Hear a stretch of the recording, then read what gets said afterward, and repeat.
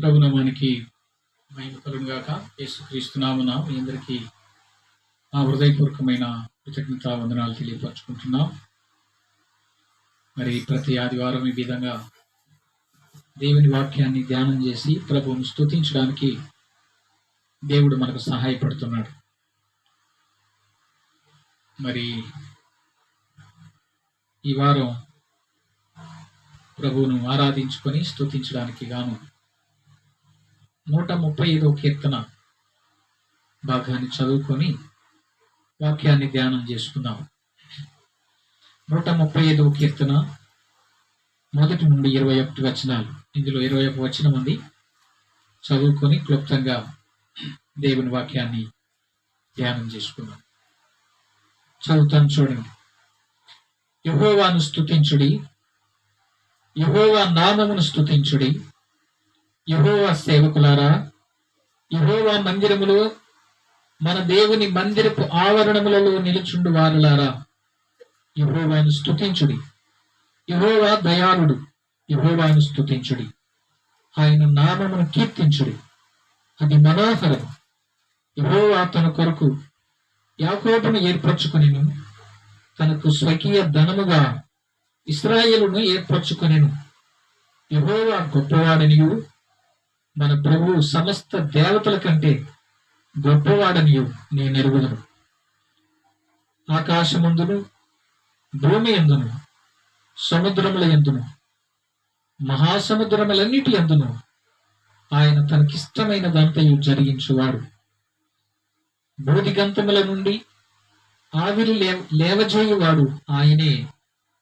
వాన కురియునట్లు మెరుపు పుట్టించువాడు ఆయనే. తన నీధులలో నుండి గాలిని ఆయన బయలువెళ్ళ చేయను. ఐగుప్తులో మనుషుల తొలిచూలులను పశువుల తొలిచూలులను ఆయన హతము చేశాను. ఐగుప్తు నీ మధ్యను ఫరో ఎదుటను అతని ఉద్యోగస్తుల ఎదుటను ఆయనే సూచక్రియలను మహత్కార్యములను జరిగించను. అనేకులైన అన్ని జనులను బలిష్ఠులైన రాజులను ఆయన హతము చేసిన వాడు. అమోరీల రాజైన ఓగును హతము చేశాను. కానానును రాజ్యములన్నిటినీ పాడు చేశాను. ఆయన వారి దేశమును స్వాస్థ్యముగాను ఇశ్రాయేలీయులైన తన ప్రజలకు స్వాస్థ్యముగాను అప్పగించెను. యెహోవా నీ నామము నిత్యము నిలుచును. యెహోవా నీ జ్ఞాపకార్థమైన నామము తరతరములో నుండును. యెహోవా తన ప్రజలకు న్యాయము తీర్చును. తన సేవకులను బట్టి ఆయన సంతాపము నొందును. అన్ని జనుల విగ్రహములో వెండివి బంగారువి, అవి మనుషుల చేతి పనులు. వాటికి నోరుండి పలుకవు, కన్నులుండి చూడవు, చెవులుండి వినవు. వాటి నోళ్లలో ఊపిరి లెస్సమైనా లేదు. వాటిని చేయి వారందరూ, వాటి యందు నమ్మిక ఉంచు వారందరూ వాటితో సమానులగుదురు. ఇశ్రాయేలు వంశీయులారా, యెహోవాను సన్నతించుడి. అహరోను వంశీయులారా, యెహోవాను సన్నతించుడి. లేవీ వంశీయులారా, యెహోవాను సన్నతించుడి. యెహోవా యందు భయభక్తులు గలవారులారా, యెహోవాను సన్నతించుడి. యెరూషలేములో నివసించి యెహోవా సియోనులో నుండి సన్నతింపబడును గాక. యెహోవాను స్తుతించుడి. ప్రార్థన చేసుకున్నాం. మహాపరిశుద్ధుడా, ప్రేమ గల తండ్రి, దయగల దేవా, గొప్ప దేవుడా, నీ కొందనాలు, స్తుతులు, స్తోత్రాలు. అపాత్రులం అయోగ్యులమైన మమ్మలను మీరు ప్రేమించి కనికరించి మా కోసం బలై మీ రక్తాన్ని చిందించావు. అందును బట్టి స్తుతిస్తున్నాం.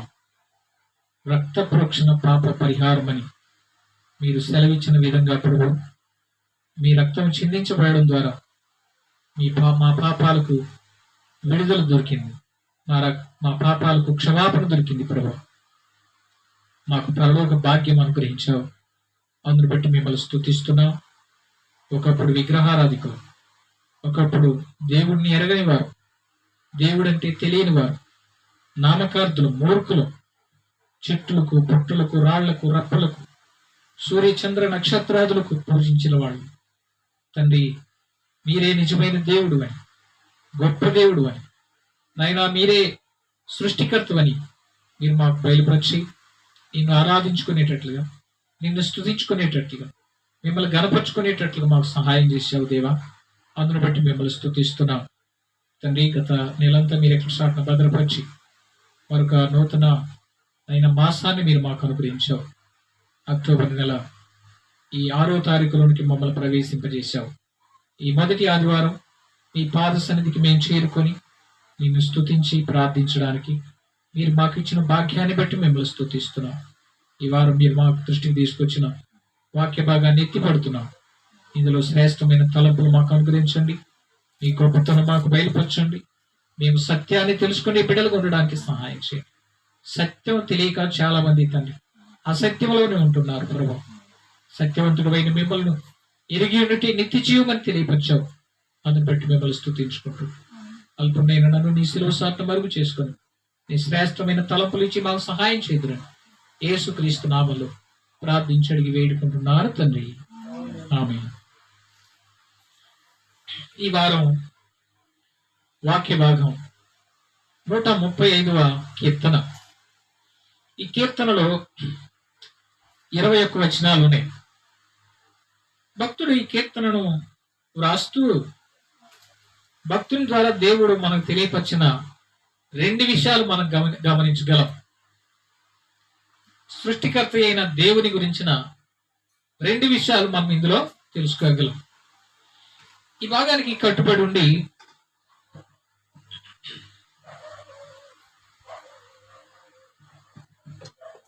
రెండు విషయాలు దేవుడు నేర్పిస్తున్నాడు. ఈ భాగానికి కట్టుబడి ఉంటే ఏంటి ఇందులో 2 విషయాలు అంటే, మొదటి విషయం వచ్చి దేవునికి విగ్రహానికి తేడా చూపిస్తున్నాడు. రెండవ విషయం వచ్చి దేవుణ్ణి ఎవరెవరు స్తుతిస్తారు, దేవుని గొప్పతనం ఏంటో తెలియపరుస్తున్నాడు. ఈ పరిశుద్ధ గ్రంథమైన బైబిల్ ఇప్పుడు వ్రాయబడింది కాదు, దాదాపు 2000 సంవత్సరాల క్రితమే వ్రాయబడిన గ్రంథం.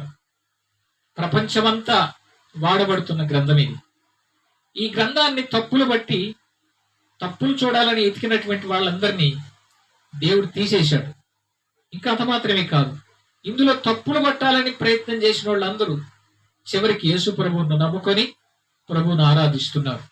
అయితే ఇందులో 2 విషయాలు దేవుడు మనకు నేర్పిస్తున్నాడని చూశాం.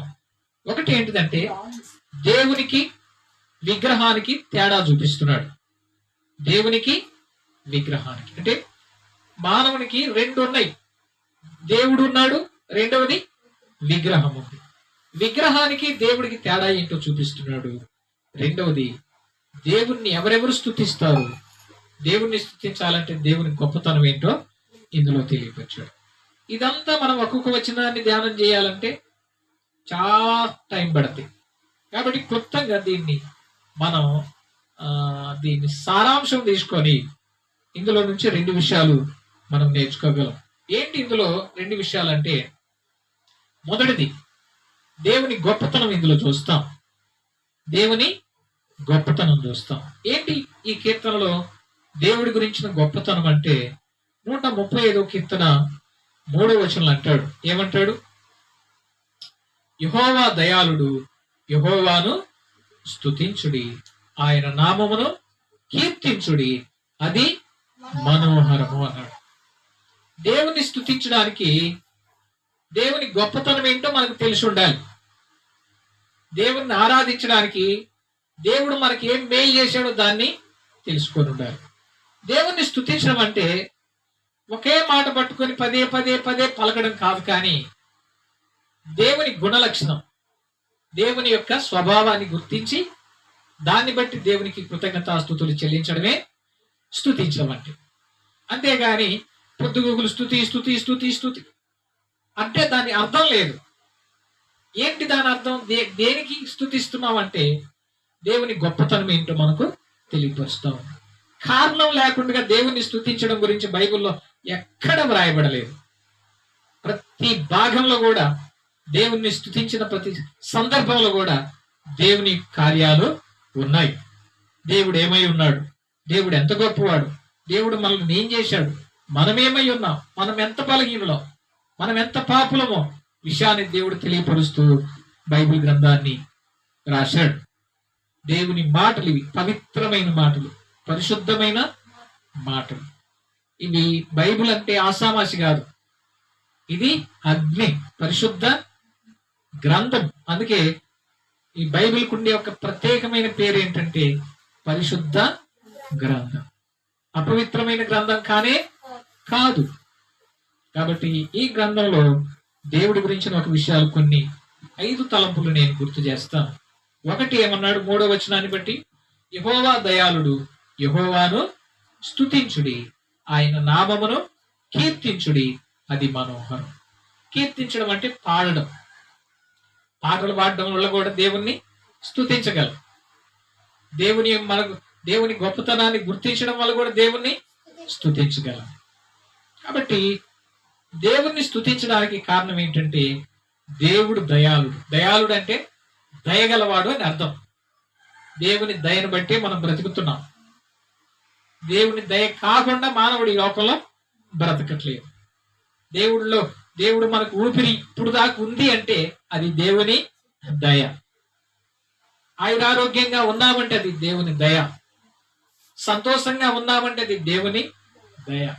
ఏ కీడు ఇంతవరకు మనకు జరగలేదు అంటే అది దేవుని దయ. కాబట్టి దేవుడి దయను బట్టి మన మానవుడి లోకంలో బ్రతుకుతున్నాడు. కాబట్టి ఆ దేవుని దయకు మానవుడు కృతజ్ఞుడై ప్రభువుకు వందనాలు తెలియపరచాలి. దేవుణ్ణి స్తుతించడం అంటే ఇది. చూడండి, 1 పేతురు పత్రిక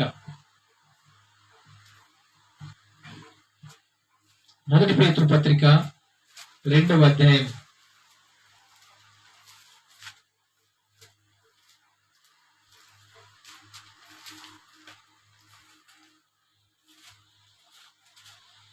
1 పేతురు పత్రిక తీసావా? నేను చూస్తా. 2వ అధ్యాయం 1 నుండి 5 వచనాలు చూద్దాం. 1 పేతురు పత్రిక 2వ అధ్యాయం 1-5 వచనాలు. ప్రభు దయాళుడని మీరు రుచి చూచి ఉన్న ఎడల సమస్తమైన దుష్టత్వమును, సమస్తమైన కపటమును, వేషధారణను, అసూయను, సమస్త దూషణ మాటలను మాని క్రొత్తగా జన్మించిన శిశువులను పోలిన వారై నిర్మలమైన వాక్యమును పాల వలన రక్షణ విషయంలో ఎదుగు నిమిత్తం ఆ పాలను అపేక్షించుడి. మనుషుల చేత విసర్జించబడినను దేవుని దృష్టికి ఏర్పరచబడినది అమూల్యమైన సజీవమైన రాయ్యగు ప్రభువునొద్దకు వచ్చిన వారై యేసు క్రీస్తు ద్వారా దేవునికి అనుకూలములకు ఆత్మ సంబంధమైన బలులు అర్పించుటకు పరిశుద్ధ యాజకులుగా ఉండునట్లు మీరును సజీవమైన రాళ్ల వలె ఆత్మ సంబంధమైన మందిరముగా కట్టబడుచున్నారు అన్నాడు. పేతురు భక్తుడు ఇక్కడ రాస్తూ దేవుని గురించిన ఒక విషయాన్ని తెలియపరిచాడు. ప్రభు దయాళుడని రుచి చూశాం. అంటే దేవుడు దయగలవాడన్న విషయాన్ని మనం రుచి చూశాం. ఆ రుచిని బట్టి ఏం చేయాలి అంటే మీలో ఏమేమి ఉండకూడదు? దుష్టత్వము, కపటము అంటే చెడుతనం. దుష్టత్వం, కపటం అంటే లోపల ఒకటి పెట్టుకొని బయటికి ఒకటి మాట్లాడటం. వేషధారణ అంటే వేషం వేసుకోవడం, అది కాకపోయినా అలా నటించడం వేషధారణ. ఇంకా అసూయ, ఒకళ్ళు బాగుపడుతుంటే ఓర్చుక లేకుండా వాళ్ళ మీద వ్యసన పడడమే అసూయ. సమస్తమైన దూషణ మాటలు మానేసి కొత్తగా జన్మించిన శిశువును పోలిన వారి నిర్మలమైన వాక్యమును పాలను అపేక్షించండి. ఎందుకు అపేక్షించాలి?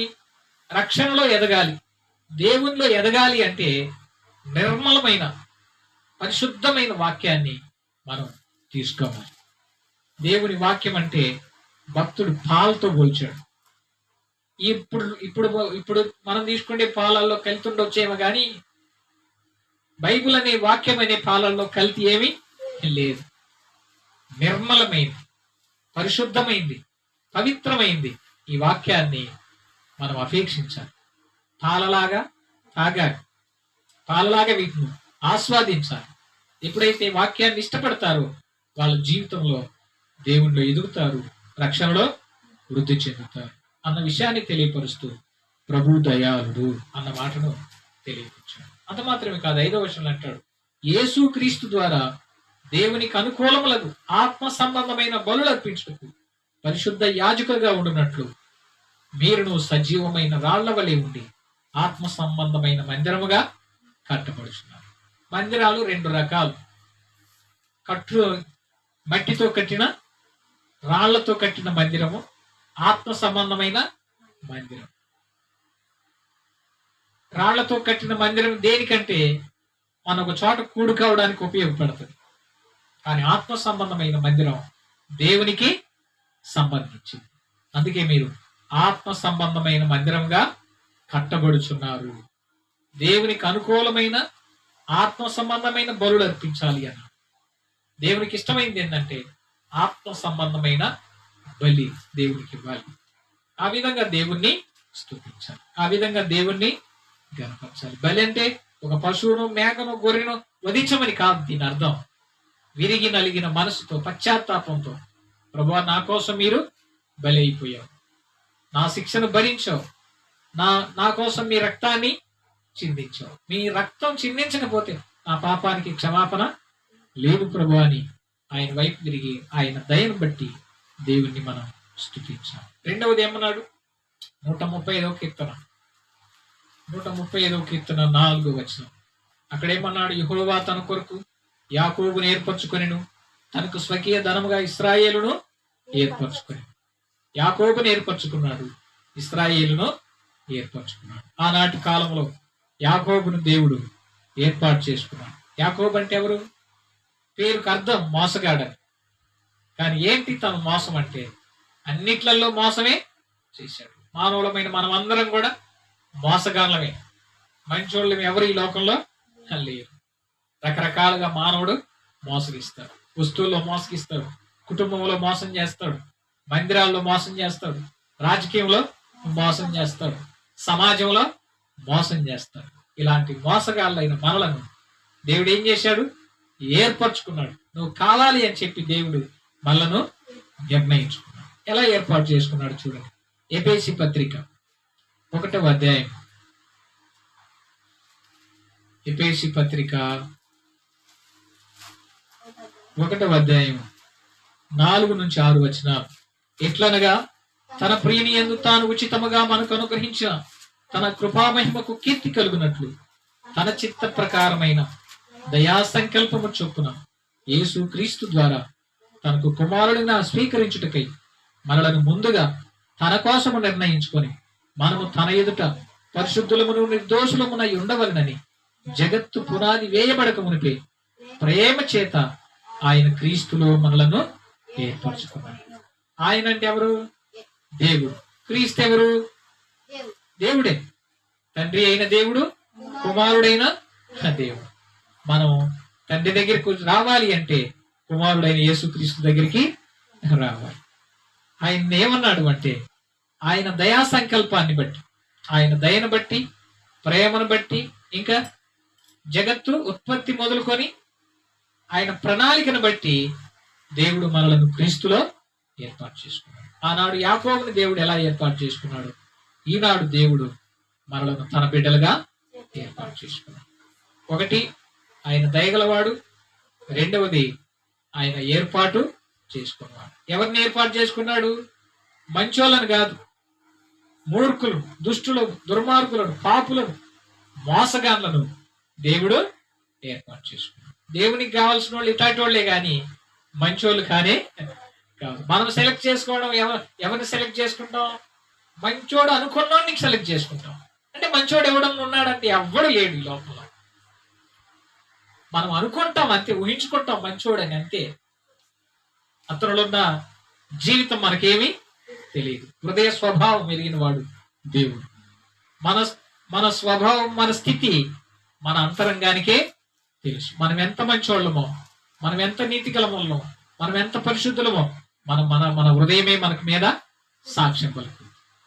కాబట్టి మనుషులు ఏమనుకుంటారంటే బయటికి మంచోళ్ళు అనుకుంటారు, కానీ దేవుడు ఏమనుకుంటాడంటే హృదయ అంతరంగాన్ని చూసి మంచోడని ఇష్టపడు. కాబట్టి మోసగాడైన యాకోబును దేవుడు ఏర్పరచుకున్నాడు. అలాగే మనలను కూడా జగత్తు పునాది వేయబడక మునిపే యేసుక్రీస్తులో ప్రేమ చేత తన దయను బట్టి మనలను ఏర్పాటు చేసుకున్నాడు. దేవుని గొప్పతనం ఇదే.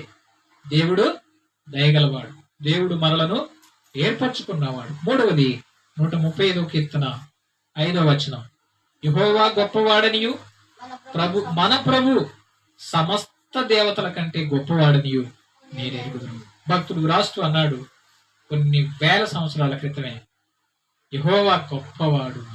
ఆయన కింద లైన్లు అంటాడు, మన ప్రభు సమస్త దేవతల కంటే గొప్పవాడు. దేవతలు 33.5 కోట్ల దేవతలు ఉన్నాయి కదా, కానీ దేవుడు మాత్రం ఒక్కడే. దేవతలు చాలా మంది ఉన్నారు కానీ దేవుడు మాత్రం ఒక్కడే. అందుకే దేవతల సమస్త దేవతల కంటే గొప్పవాడు యేసుక్రీస్తు ప్రభు. దేవతలకు తీర్పు తీర్చేది యేసు ప్రభువే. ఆయన సింహాసనాసీనుడైనప్పుడు ఈ దేవతలంతా దేవుడి దగ్గరికి వచ్చి సాష్టాంగపడతాయి. కాబట్టి ఈ భాగానికి కట్టుబడి ఉంది. దేవుని గొప్పతనం మనం ఇందులో చూస్తున్నాం. ఏంటి అంటే ఆయన గొప్ప దేవుడు, అందరికంటే గొప్ప దేవుడు. దేవుడు అంటే ఒకడే దేవుడు, ప్రపంచానికి ఒక్కడే దేవుడు. ప్రపంచానికి అంతటికి సూర్యుడు ఒక్కడిగా ఉన్నట్లుగా దేవుడు కూడా ఒక్కడే. ఆ ఒక్క దేవుడు ఎలాంటి వాడంటే గొప్ప దేవుడు, సమస్త దేవతల కంటే గొప్ప దేవుడు. ఇక్కడ మెన్షన్ చేస్తూ భక్తుడు అన్నాడు దేవతలు అనే మాట ఇక్కడ తెలియపరిచాడు. దేవతలు అంటే అర్థం ఏంటంటే దేవతలకు దేవునికి తేడా. నేను చెప్పాను కదా, ఈ అధ్యాయంలో మనం నేర్చుకునేది రెండు విషయాలు. ఒకటి దేవుని గొప్పతనం, రెండవది దేవునికి విగ్రహానికి తేడా చూస్తున్నాం. చూడండి, ఇంకా తీతు పత్రిక 2వ అధ్యాయం 13వ వచనం.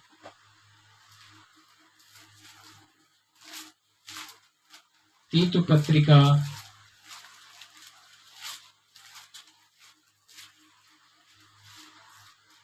2వ అధ్యాయం 13వ వచనం అంటాడు. ఏమంటాడంటే,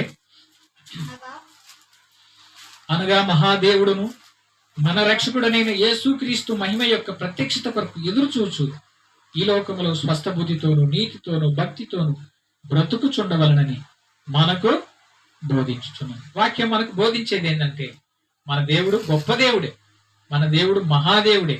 అయితే మనం ఏం చేయాలో తెలుసా? యేసుక్రీస్తు మళ్ళా తిరిగి రాబోతున్నాడు. ఆయన ప్రత్యక్షమైనప్పుడు, ఆయన మనకు ఎదురైనప్పుడు మనం ఏం చేయాలో తెలుసా? ఈ లోకంలో స్వస్థ బుద్ధి, మంచి బుద్ధి, నీతి, భక్తి, మంచి బుద్ధితో, నీతితో, భక్తితో బ్రతకాలని దేవుని వాక్యం మనకు బోధిస్తాము. కాబట్టి ఈ మహాదేవుడు, ఈ గొప్ప దేవుడు, ఇంకా ఈ దేవుడి గురించి ఒక మాట ఉంది చూడండి. యోహాను మొదటి పత్రిక 5వ అధ్యాయం 20వ వచనంలో ఒక మాట ఉంది చూడండి. యోహాను మొదటి పత్రిక 5వ అధ్యాయం 20వ వచనం, మనము సత్యవంతుడైన వానిని ఎరుగవలనని దేవుని కుమారుడు వచ్చి మనకు వివేకం అనుగ్రహించి ఉన్నాడని ఎరుగుదుము. మనము దేవుని కుమారుడైన యేసుక్రీస్తు నందున్న వారమై సత్యవంతుని యందున్నాము. ఆయనే నిజమైన దేవుడును నిత్య జీవమునై ఉన్నాడు. ఈ లోకంలో మానవుడు సత్యాన్ని తెలుసుకోవాలని గ్రంథాలు ఘోషిస్తా ఉన్నాయి, కానీ బైబిల్ చెప్పేది కూడా ఇదే. మానవుడు సత్యాన్ని తెలుసుకోలేకపోతున్నాడు, కానీ ఆ సత్యాన్ని తెలుసుకొని ఆ సత్యములో నడవడమే గొప్ప విషయం అని భక్తుడు అన్నాడు. మనము సత్యవంతుడైన వారిని ఎరగాలి. ఎవరు సత్యవంతుడు, ఎవరు నిజమైన దేవుడు, ఎవరు రక్షకుడు, ఎవరు పాప పరిహారకుడో మానవులు తెలుసుకోవాలని దేవుడు ఇష్టపడుతున్నాడు. కాబట్టి అందుకే అంటున్నాడు, మనము సత్యవంతుడైన వారిని ఎరగవాలనని ఏం చేశాడు? దేవుని కుమారుడు వచ్చి మనకేమిచ్చాడు? వివేకం అనుగ్రహించాడు. అంటే దేవుని కుమారుడిగా యేసుక్రీస్తు ప్రభు ఈ లోకానికి అనుగ్రహించాడు. ఇంకా ఆయన చూడండి, దేవుని కుమారుడైన యేసుక్రీస్తు నందున్న వారమై సత్యవంతుని యందున్నాము. ఆయనే నిజమైన దేవుడు. కొంతమంది యేసుక్రీస్తు దేవుడు కాదని కొట్టిపడేస్తారు, కానీ బైబిల్ చెప్పేది ఏంటి? ఆయనే నిజమైన దేవుడు, ఆయన సత్యవంతుడు. ప్రభు అన్నాడు, నేనే మార్గము సత్యము జీవము అన్నాడు. నేనే చెప్పాలి అంటే అందరు చెప్పలేరు. ఇంకొకడు వచ్చి నిలబడొచ్చుగా, నువ్వేంది, నేను కూడా సత్యవంతుడు అనొచ్చు. కానీ యేసు ప్రభులాగా నేనని చెప్పగలిగినోడు లేనే లేడు. నేను కరెక్ట్ అంటే నువ్వేంత కరెక్ట్, నేను కూడా కరెక్ట్ అన్న అంటాం మనమైతే. కానీ యేసు ప్రభువుకు అడ్డు చెప్పగలిగిన వాళ్ళు ఈ లోకంలో ఎవరు లేనే లేరు. ఆయన అన్నాడు, నా యందు పాపం అన్నదని మీలో ఎవడు స్థాపించగలడు. ప్రభు అన్నాడు, నేనే మార్గము, నేనే సత్యం. ఆ యేసు ప్రభువుని తెలుసుకోవడమే సత్యములోకి రావడం, అజ్ఞానంలో నుంచి సత్యంలోనికి రావడం. ఆ యేసు ప్రభువుని తెలుసుకోవడమే రక్షణలోనికి రావడం. ఆ యేసు ప్రభువుని తెలుసుకోవడమే రక్షించబడడం. ఆ యేసు ప్రభువుని తెలుసుకుంటే పరలోక రాజ్యానికి చేరడం. ఇంకా చాలా మంది యేసు ప్రభు గురించి చాలా తప్పు అభిప్రాయాలు కలిగి ఉన్నారు. ఆయన దేవుడు కాదు, ఆయన కన్యకకు పుట్టాడు, మరియమ్మకు పుట్టాడు కదా, దేవుడు ఎట్టాడని రకరకాల ప్రశ్నలు వేస్తున్నారు. కానీ ఆయన జీవితము చాలా లోతైంది, సవాల్తో కూడింది. ఆయన వాక్యానికి ఎవరు జవాబు చెప్పలేరు. కాబట్టి ఈ విషయాన్ని మనం గుర్తిద్దాం. దేవుడు అంటే గొప్పవాడు, మహాదేవుడు, నిజమైన దేవుడు. ఆయనే యేసుక్రీస్తు, ఆయనే సత్యవంతుడు. దేవుని లక్షణాలు 3 లక్షణాలు చూసాం. దయగలవాడు, ఏర్పరచుకున్నవాడు, గొప్పవాడు. నాలుగవది 135వ కీర్తన 6వ వచనం. 135వ కీర్తన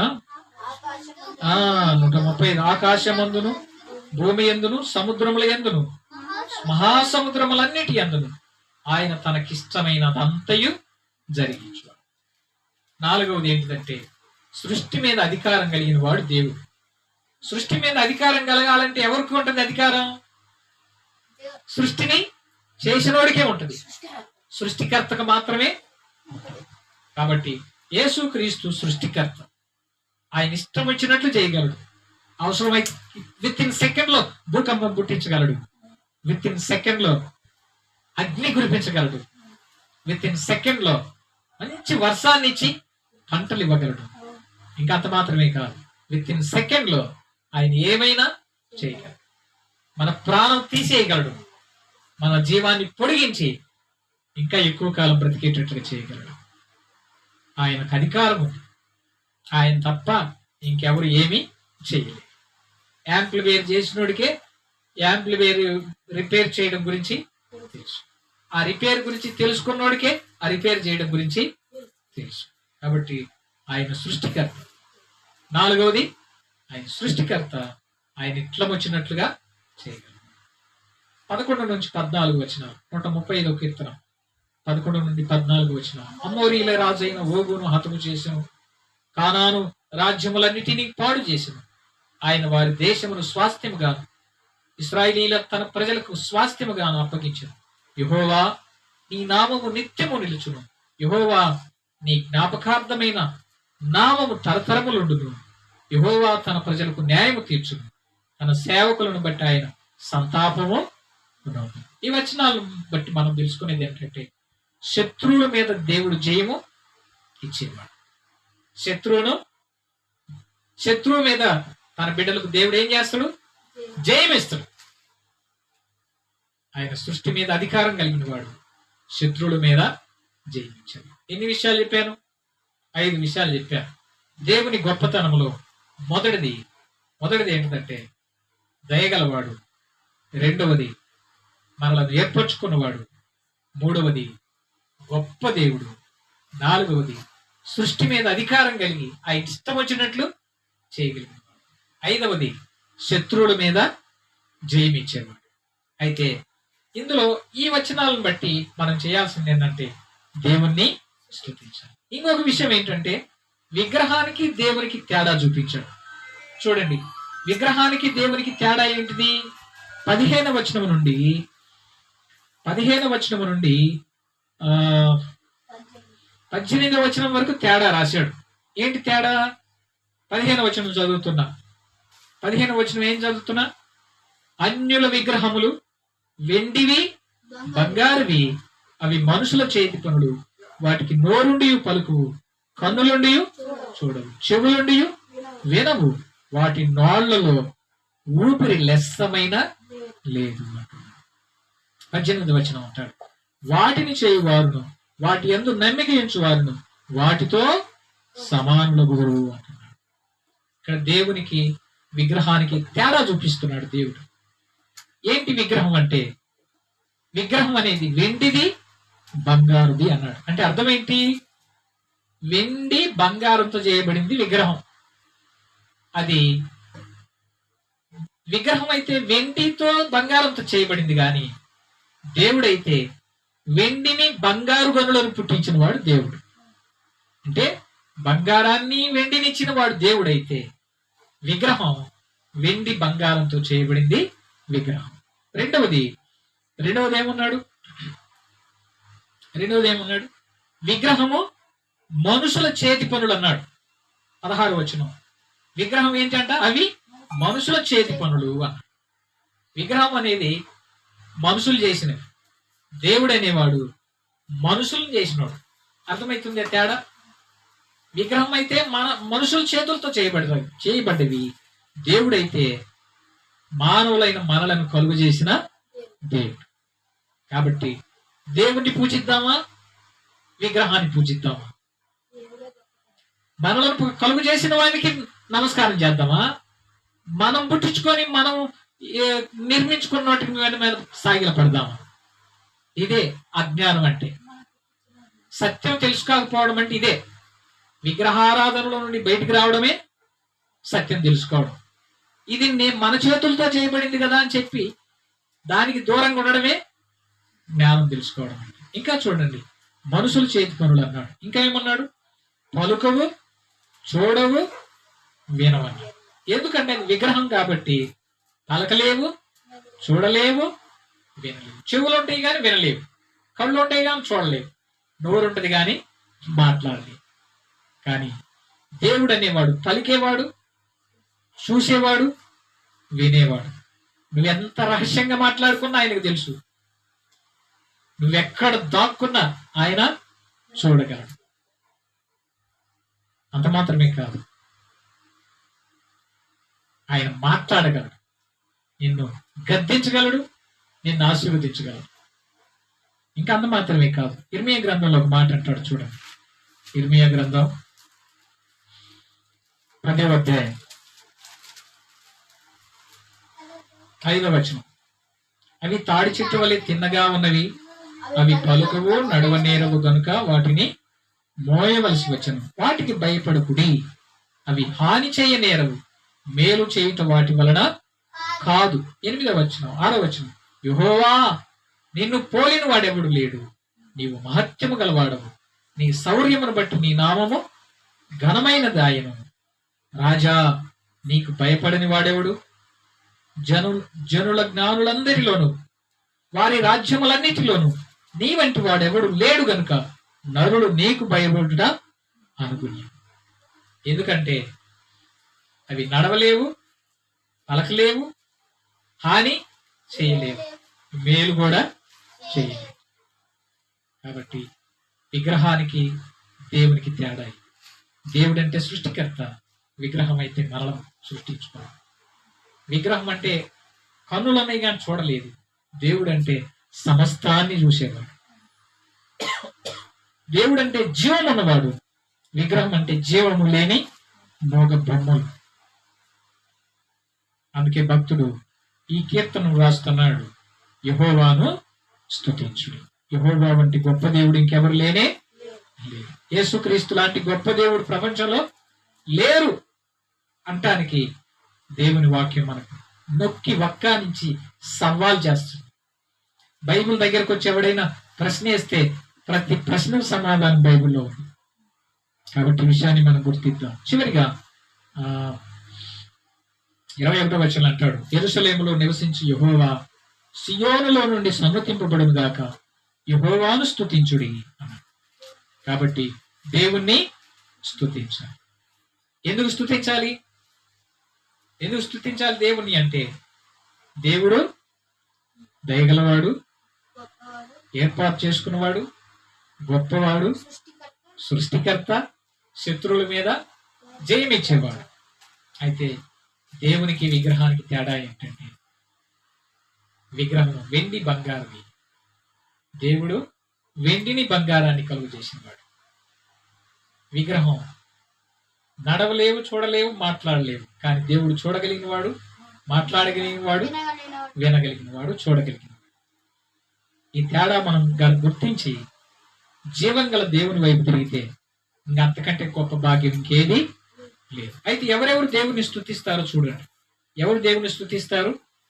మొదటి వచనంలో యెహోవా సేవకులారా అన్నాడు. ఒకటి, ఆయన బిడ్డలుగా చేయబడిన వారు దేవుణ్ణి స్తుతించాలి. ఇంకా రెండవ వచనంలో మన దేవుని మందిర ఆవరణములో నిలుచుండు వారులారా అన్నాడు. ఒకటి, దేవుని బిడ్డలుగా చేయబడిన వారు స్తుతించాలి. రెండవది, దేవుని మందిరంలోనికి అంటే వచ్చినటువంటి వారు దేవుణ్ణి స్తుతించాలి. మూడవది, ఆయన బిడ్డలుగా రక్షణ పొందినటువంటి వారు ప్రభువును స్తుతించాలి. ఎందుకంటే ఆయన రక్షకుడు, పాప పరిహారకుడు, సృష్టికర్త. ఆయన ఇష్టం వచ్చినట్లుగా చేయగలిగిన మన పాపాల కోసం తన రక్తాన్ని చిందించినవాడు. అసత్యములో నుండి సత్యములోనికి తీసుకొచ్చినవాడు. జీవము లేని వాటిని పూజించే మనలను జీవం గల దేవుణ్ణి పూజించే బిడలుగా చేసుకున్నాడు. అందును బట్టి మనం దేవుణ్ణి స్తుతించి గణపరచాలి. ఈ 135వ కీర్తన క్లుప్తంగా ఈ రెండు విషయాలు దేవుడు మనకు నేర్పిస్తున్నాడు. ఒకటి, దేవుని గొప్పతనం. రెండవది, దేవునికి విగ్రహానికి ఉన్న తేడా. కాబట్టి ఇంకా మనం అసత్యంలో ఉండక సత్యంలోనికి రావాలని, యేసు ప్రభువును నమ్మాలని, ప్రభువును రక్షకునిగా చేసుకొని ఈ లోకాన్ని విడిచిపెట్టిన తర్వాత పరలోక రాజ్యం చేరాలని ప్రభు పేరు నేను మనవి చేస్తూ ఈ కొత్త మాటలు ముగిస్తున్నాను. ఈ వాక్యాన్ని బట్టి దేవుణ్ణి స్తుతించుకున్నాం. చిన్న ప్రార్థన చేస్తాం. తలలు ఉంచండి, కళ్ళు మూసుకోండి. మా పరిశుద్ధుడా, ప్రేమ గల తండ్రి, దయగల దేవానికి వందనాలు, స్తుతులు, స్తోత్రాలు. 2 సంవత్సరాల క్రితం నుండి కీర్తన గ్రంథ భాగాన్ని మేము ధ్యానం చేస్తూ వస్తున్నాం. 135 కీర్తనలు పూర్తి చేసుకోగలిగాం తండ్రి. ఈ 2024 సంవత్సరం అక్టోబర్ 6వ తారీఖులోనికి ప్రతి ఆదివారం తండ్రి ఈ విధంగా మీ వాక్యాన్ని ధ్యానం చేస్తున్నాం. మీ వాక్యం పాల వంటిది, మీ వాక్యం నిప్పు లాంటిది, మీ వాక్యం సుత్తె లాంటిది, మీ వాక్యం తండ్రి తేనె లాంటిది ప్రభు. మీ వాక్యం జీవం గలది తండ్రి. అయినా మీ వాక్యంలో ఎన్నో విషయాలు మాకు నేర్పిస్తున్నారు. జ్ఞానం ఇచ్చేది, ప్రాణం ఇచ్చేది, జీవాన్ని పొడిగించేది మీ వాక్యం. వాక్యమై ఉన్న దేవానికి వందనాలు తండ్రి. సృష్టికర్తమైన దేవ, నీ చిత్త ప్రకారం జరిగించే గొప్ప దేవుడు. సమస్తము మీ చేతిలో ఉంది. అందుని బట్టి మిమ్మల్ని స్తుతిస్తున్నాం. ఈ రోజుకు మీరు మాకు అనుగ్రహించిన ఈ తలంపులను బట్టి నీకు వందనాలు చెల్లిస్తున్నాం. నీ వాక్యాన్ని బట్టి మేము మిమ్మల్ని స్తుతించి ఆరాధించి కనపరచడానికి మాకు సహాయపడుతుంది. యేసుక్రీస్తు నామములో ప్రార్థించి అడిగి వేడుకుంటున్నాను తండ్రి. ఆమేన్.